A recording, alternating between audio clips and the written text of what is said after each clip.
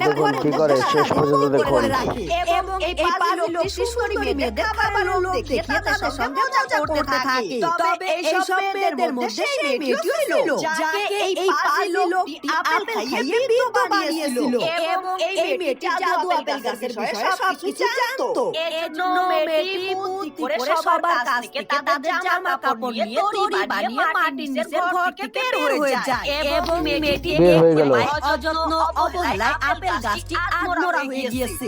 এজন্য মেয়েটি পানি দিয়ে আপেল গাছটিকে আবার জীবন্ত বানিয়ে দেয়।